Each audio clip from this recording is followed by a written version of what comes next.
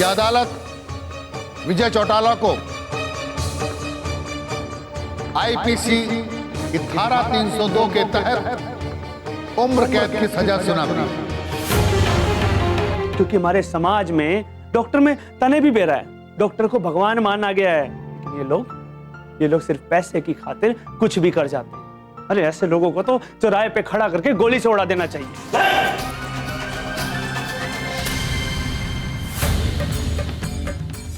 जय, ये क्या पागलपन है?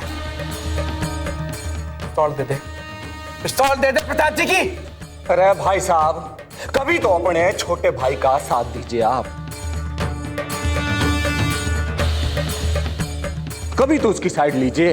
अरे आपको तो अभी तक पता चल जाना चाहिए था कि आपका भाई कितना जिद्दी है। जानता हूं तू जिद्दी है, पर जिद और पागलपन में फर्क हो गया है। विजय दे दे। विजय मेरी पिस्तौल वापस कर दो वरना वरना के हैं? मणे मारेगा हैं? मणे मारेगा?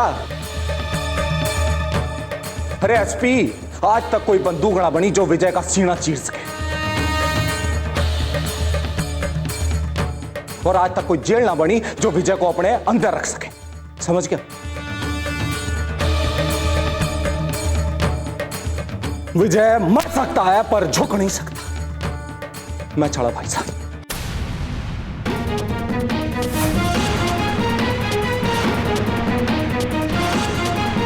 विजय देख, खबरदार खबरदार, कोई ऐसी वैसी हरकत की तो। विजय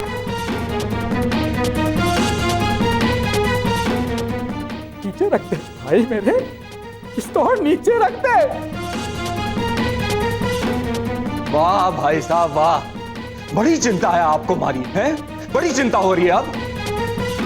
अरे अगर इतनी फिक्र थी तो हमारे ऊपर इतने सारे केस क्यों चढ़वाए? क्यों चढ़वाए?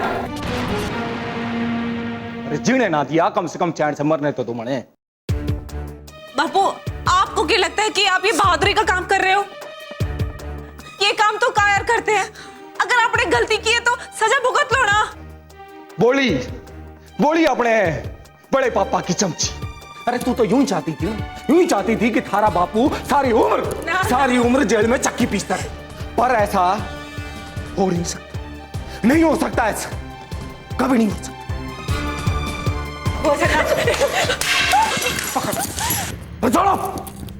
छोड़ो भाई, विजय चौटाला ऐसा नहीं जी सकता। चुप। अरे नहीं जी सकता तो मेरा भाई इस तरीके से मर भी नहीं सकता।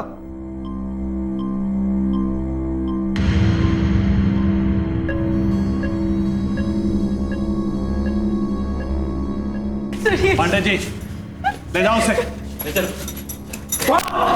ये लीजिए सर।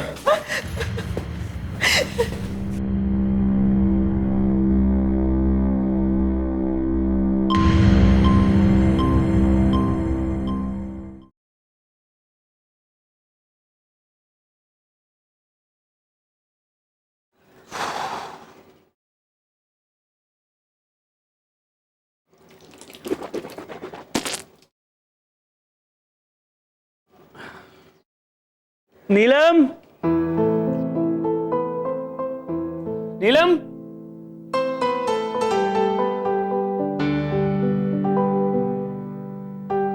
नीलम, नीलम कहां चली गई?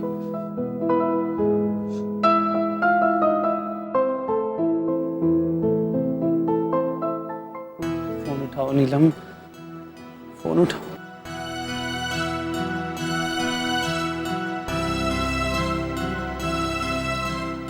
नीलम फोन उठा, कहाँ गई होगी? कहाँ गई होगी यार ये? काकी को पूछता हूँ, शायद उनको पता हो। अरे कहाँ गए थे यार तुम? मैं काकी का फोन लगा रहा था, तुमने मुझे डरा ही दिया था। मैं डरने वाले क्या वाले? कभी किसी लड़की को आम खाते नहीं देखा क्या? अरे आम की बात नहीं कर रहा मैं, पहले ये सब छोड़ो, इधर बैठो तुम। मैंने तुम्हें कितने फोन लगाए, तुमने फोन क्यों नहीं उठाया? कितनी चिंता हो रही थी मुझे। कैसे उठाती? हमारे हाथ और मुंह दोनों खाली ना था। हाँ, खैर, मैं भी काफी दिनों से सोच रहा था कि लड़कियां इतना खट्टा क्यों खाती हैं। मन करता है इसलिए। अरे वही तो पूछ रहा हूँ, खट्टे का ही मन क्यों करता है? खट्टे का मन ना करे, कई कई औरतों का तो ना मीठा खाने का भी मन करे, इसीलिए वो चॉकलेट, आइसक्रीम, हलवा सब खाती हैं मीठा मीठा। आइसक्रीम? आइसक्रीम क्या है ना, गर्भावस्था में औरतों को ना गर्मी थोड़ी ज्यादा लगती है, इसीलिए वो आइसक्रीम खा लेती है और खट्टा खाकर सोडियम की कमी पूरा कर लेती है। बात तो सारी ठीक, पर अच्छा है तन्ने आइसक्रीम खाने का मन ना करता। लगी थी ना कल रात को, लेकिन रात बहुत हो गई थी ना, इसीलिए मैंने आपको परेशान ना किया। पर अच्छा किया जो तन्ने उठाया नहीं। और वैसे भी ऐसे समय में औरतों को खाने पीने की समझ थोड़ी कम रहती है। अब खुद ही देखो, कहाँ आम और आम की चटनी और कहाँ ये चॉकलेट और आइसक्रीम, कोई मेल ही ना है। ये सब ना नॉर्मल चेंजेस की वजह से हो गए हैं। और वैसे भी जो अंदर है उसका भी तो कुछ खाने पीने का मूड करता होगा कि नहीं? हाँ ओ हाँ, ये बात तुम्हारे दिमाग में ही ना आई। हाँ हाँ, ये बात वैसे भी आपके दिमाग में आने ना वाली। क्या है ना, बच्चा है तुम्हारे पेट में, इसीलिए तो बच्चा अपनी माँ से ज्यादा जुड़ा रहता है। बात तो थारी ठीक है नीलम, बच्चे को माँ से जुड़ना ही चाहिए, क्योंकि जितने दुख और तकलीफ माँ झेलती है ना, कोई ना झेल सकता। अरे मैं तो कहता हूँ, एक माँ अपने बच्चे को 9 महीने तक पेट में रखती है, उसके बाद जो बच्चे अपनी माँ से प्यार नहीं करते ना, वो 1 हफ्ते तक एक पत्थर को अपने पेट पे बांध के चले, अपनी माँ के प्यार और उसकी तकलीफ के बारे में पता चल जाएगा। अच्छा ठीक है, इस बात पे ना आप हमारी एक तकलीफ और उठा लो। क्या? हमारे को ना चॉकलेट खाने का मन कर रहा है, जाओ जल्दी से जाकर ना हमारे लिए चॉकलेट लेकर आओ। अरे आम के बाद चॉकलेट? अच्छा, आम थारे लिए और चॉकलेट उसके लिए। ज्यादा बातें ना बना, नहीं तो चॉकलेट के साथ ना 2-3 आइटम और मंगवा लूंगी। हाँ अच्छा मेरी माँ, जाता हूँ, लेकिन पहले तुम अंदर जाओ। हमारे को अंदर ना जाना, आप जल्दी जाओ चॉकलेट लेकर आओ। अच्छा जाता हूँ, जल्दी आता हूँ।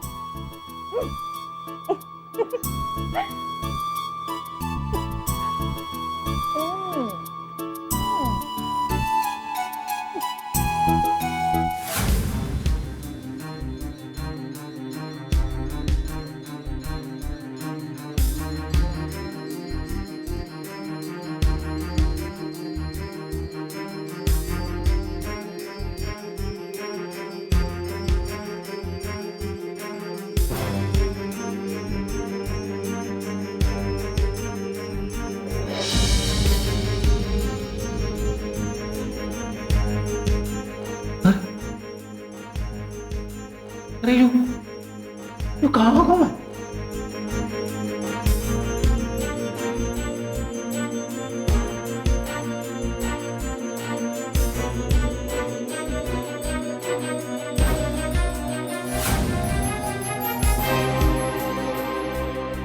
देखिए, जिस तरीके से उसने गन छीनी थी, उससे उसने मामला और बिगाड़ दिया। मुझे लगता है वो एक और केस डालना ही पड़ेगा।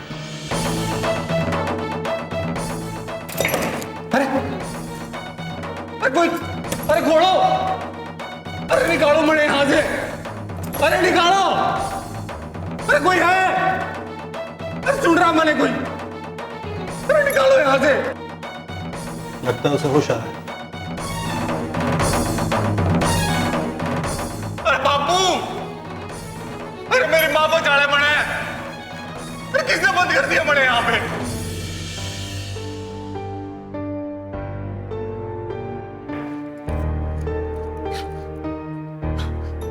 अरे कोई घोड़ो,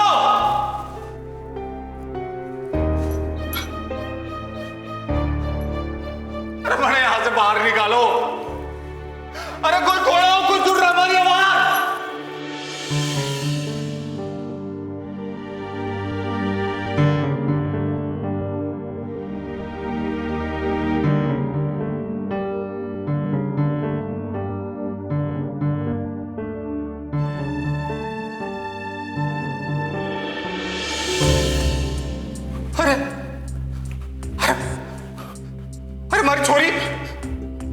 अरे हमारी छोरी घर पे अकेली है।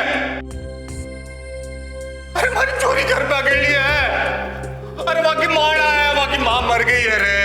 कैसे बताऊं मैं, वहां की माँ मर गई है। वहां की माँ भी मैं हूं और बाप भी मैं हूं। अरे जान दो बड़े। अरे हमारी छोरी ना बचेगी, हमारी छोरी ना बचेगा। मर जाने दो यहां से।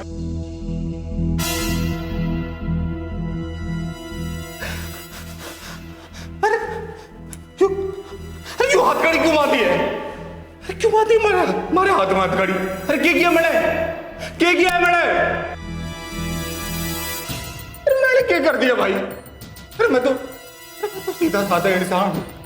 मैं तो हल चढ़ा के अपना घर चढ़ाता हूं। मैंने क्या कर दिया? अरे क्या कर दिया मैंने भाई? अच्छा, अरे तो कर्जा ना दिया तो इसका मतलब बंद कर दोगे मैंने थाने में? अरे जमींदार साहब, मैं आपका कर्जा लौटा दूंगा। सुशील जी, अपने आप को संभालो सुशील जी, प्लीज संभालो। I know this is very difficult, लेकिन सब्र तो करना पड़ेगा ना। Have patience. जमींदार साहब, मैंने जाने दो, मैं आपका कर्जा वापस कर दूंगा। मां की कसम मैं वापस कर दूंगा। मैंने जाने दो, हमारी बच्ची के वास्ते मैंने जाने दो। जमींदार साहब, जाने दो ना, जाने दो जमींदार साहब। हमारी बच्ची घर में अकेली, मैं नहीं जाऊंगा तो जी नहीं पाएगी वो। मैंने जाने दो बच्ची के वास्ते, हमारी नन्ही बच्ची के वास्ते मैंने जाने दो यार।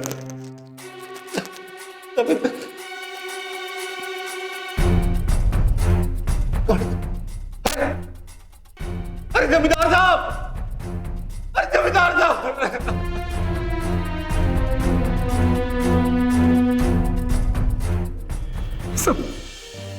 सब हमारी वजह से, सब हमारी वजह से हुआ है राघवन जी। हमारे सर पे ही भूत सवार था, न्याय का, सच्चाई का। मैंने समाज के लिए, अपने उसूलों के लिए अपने भाई की बलि दे दी, शारदा कोमल की बलि दे दी। अरे क्या अधिकार था मैंने? कोई अधिकार ना था। उनके परिवार को तोड़ने का कोई अधिकार ना था। चिल्ला रहा, चीख रहा, रो रहा, और मैं खड़े खड़े तमाशा देख रहा हूं राघवन जी। सुशील जी, अगर बुरा ना माने तो एक बात कहूं, जितना मैं आपके भाई को जानता हूं उस हिसाब से वो कभी सुधर नहीं सकता। सर, आप सही सोच रहे हैं। हम ये उम्मीद नहीं कर सकते कि विजय कभी सुधरे हो, लेकिन सर मुझे ऐसा लगता है कि उसका मानसिक संतुलन बिगड़ चुका है। इस बार वो नाटक नहीं कर रहा। एसपी साहब, मैं अपने भाई को खूब जानता हूं, नस नस से वाकिफ हूं। वो टूट जाएगा, झुक जाएगा, पर गिर जाएगा नहीं। I know Sushil ji, I know आपका भाई बहुत ईगो वाला है। आई नो, जानता हूं ईगो वाला है राघवन जी। अब क्या सोच रहे हैं? अब इस सोचने में कुछ बचा है क्या? सोचने के लिए कुछ बचा है क्या? हा? रिपोर्ट हमारे सामने है। अरे उसे साइकेट्रिक प्रॉब्लम है एसपी साहब, उसे सहारे की जरूरत है, मदद की जरूरत है, इलाज की जरूरत है उसे एसपी साहब। सर, सुशील जी बिल्कुल ठीक कह रहे हैं। वैसे तो वो कानून का मुजरिम है, लेकिन इस वक्त वो सहानुभूति का पात्र भी है sir. But I am sorry, मेरे को उससे कोई सहानुभूति नहीं है। वो जो भी सजा भोगा उससे ज्यादा उसने किया है। न जाने कितने घर उजाड़े, न जाने कितने किसानों को खून पिया। मैं जानता हूं राघवन जी, उससे गलती हुई है, पर इस हालत में देख के तो मैं हिड़ गया हूं राघवन जी।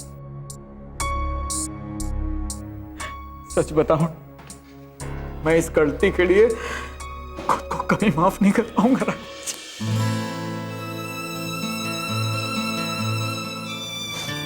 अब राघवन जी, मुझे आपसे कुछ ज़रूरी बात करनी है, अकेले में। Excuse me.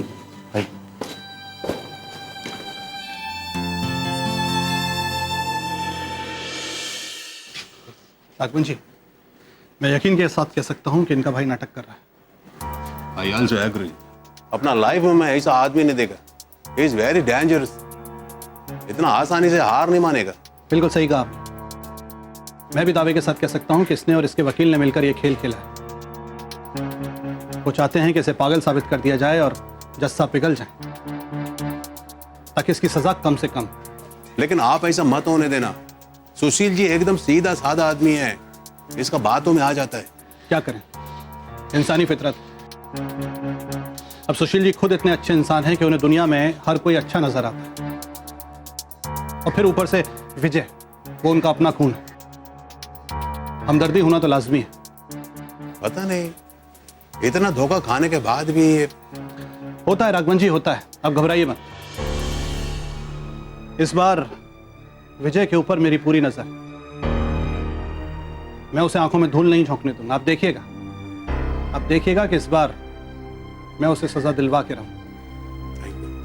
चले आइए।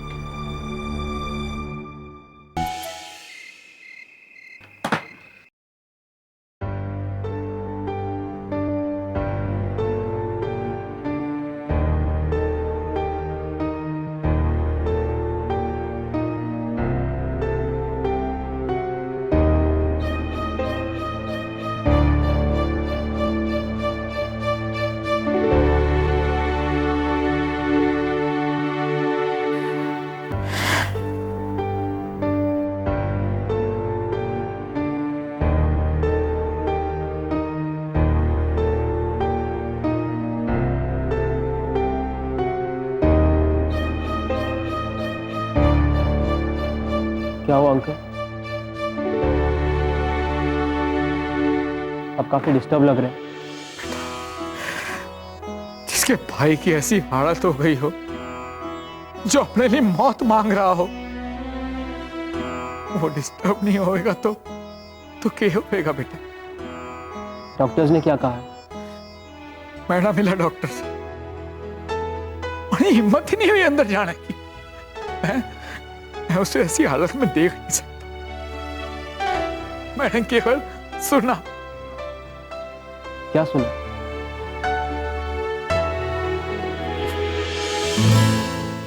यही उसका मानसिक संतुलन बिगड़ गया। अंकल, अंकल, आप संभालिए अपने आप को, प्लीज रिलैक्स करिए। क्या हुआ जी? क्या हुआ? विजय, विजय, विजय को क्या हुआ?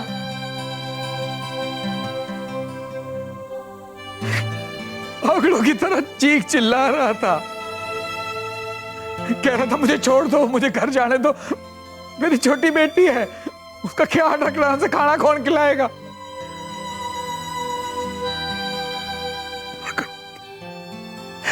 पागल हो गया है वो। संभालिए, आप अपने आप को पहले संभालिए। आपके मन में उसके लिए अभी भी बहुत प्यार है, इसलिए आपको इतनी फिक्र होती है उसकी। बहुत चाहता हूं, बहुत चाहता हूं कि नफरत करूं,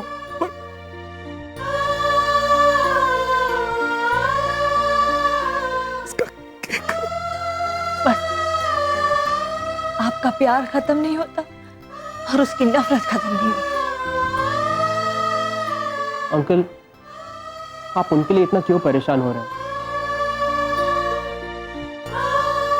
आपने देखा नहीं उन्होंने हमें कितना परेशान किया? सरोजनी पे हमला करवाया, उसे किडनैप करवाया, और यहां तक कि उन्होंने कोमल तक को नहीं छोड़ा। अंकल, आप उनके लिए इतना क्यों सोच रहे हैं? जानता हूं बेटा, सब जानता हूं। अरे मैं वो जानता हूं जो तू भी नहीं जानता और शायद लक्ष्मी भी नहीं जानती। करूं?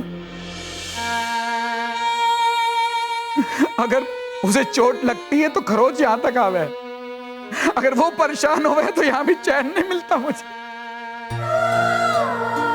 कैसी बातें कर रहे, मैं जानती हूँ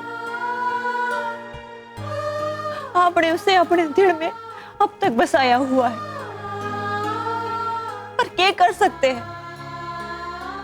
उसने जो किया है उसे सजा तो मिलेगी ही ना। मिलेगी, मिलनी चाहिए भी, पर ये इस तरह वो... आप अपने आप को क्यों कोस रहे हैं? उसके साथ जो कुछ भी हो रहा है उसके जिम्मेदार आप थोड़े ना हैं।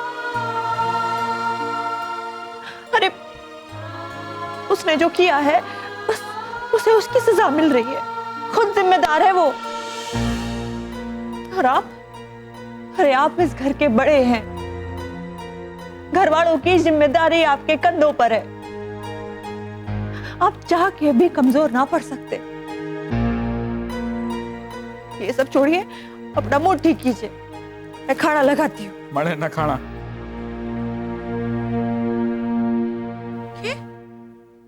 ये क्या बात हो गई? अच्छा मैं चाय बनाकर लाती हूँ, अदरक वाली। नहीं मरे ना पीने चाय। कॉफी बना के लाती हूँ मैं, आपको अच्छी लगेगी। देख, अरे आगे हाथ जोड़ता, अकेला छोड़ दो।